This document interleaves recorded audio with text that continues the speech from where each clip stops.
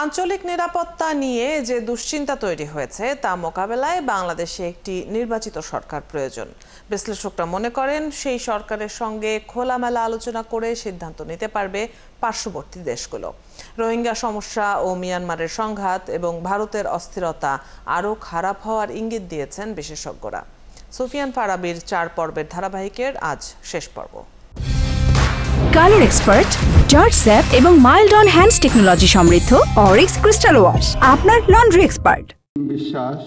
স্বৈরাচারী শেখ হাসিনার রেখে যাওয়া প্রায় নাজুক প্রতিষ্ঠানগুলোকে সঙ্গী করে প্রধান উপদেষ্টা হিসেবে কাজ শুরু করেন নোবেলজয়ী অর্থনীতিবিদ অধ্যাপক ডক্টর মোহাম্মদ ইউনূস।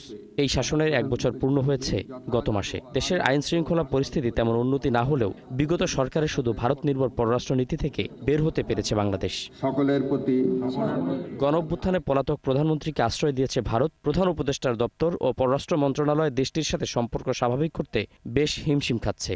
সবচেয়ে নিকট প্রতিবেশীর সাথে সাংস্কৃতিক ও অর্থনৈতিক ক্ষেত্রে ঐতিহ্যগত যোগাযোগ আছে বাংলাদেশের। কিন্তু ডক্টর ইউনূসের সরকারের সাথে কেন সম্পর্ক স্বাভাবিক হচ্ছে না দেশটির? ইন্ডিয়া ভাবছে যে এটা ইন্টারিম গভর্নমেন্ট, তো মানে বাই দ্য ভেরি নেচার এটা কিছুদিনের একটা গভর্নমেন্ট, তো এর সঙ্গে কোনো ডিটেইলে গিয়ে হয়তো কোনো সুবিধা হবে না। Once there's an election, hopefully it'll be free and fair. যখন নির্বাচন হবে আশা করি সেই নির্বাচনটি অবাধ এবং সুষ্ঠু হবে, তারা জনগণের দ্বারা গ্রহণযোগ্য হবে। আমি সুনিশ্চিতভাবে বলতে পারি সেই নির্বাচিত সরকার প্রতিবেশী দেশগুলোর সঙ্গে চমৎকারভাবে নিজের স্বার্থ বজায় রেখে কাজ করতে পারবে। তারা জটিল সিদ্ধান্তগুলো নিতে সক্ষম। ভারতের সঙ্গে কেমন সম্পর্ক হবে, পাকিস্তানের সঙ্গে কিভাবে সম্পর্ক বজায় রাখবে বাংলাদেশ, কোন কোন ক্ষেত্রে চায়নার সঙ্গে কাজ করবে, বাংলাদেশের নির্বাচিত সরকার সেসব বিষয়ে সিদ্ধান্ত নিতে পারবে এবং একটি ভারসাম্যপূর্ণ পররাষ্ট্রনীতির মাধ্যমে দেশটি উপকৃত হবে।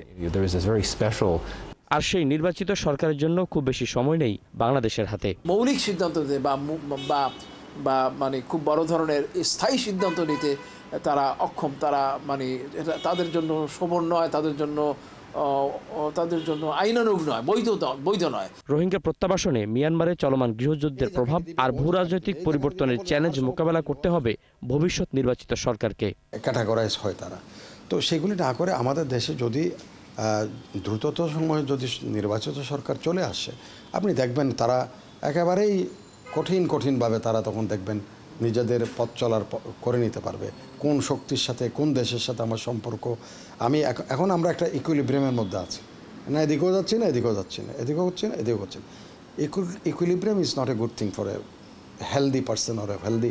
আপনি হাঁটতেছেন, আমি এখানে বসেই আছি, অর্থাৎ আমি বলছি ভাই আমি যে অবস্থানে আছি ইকুইলিব্রিয়াম পজিশন।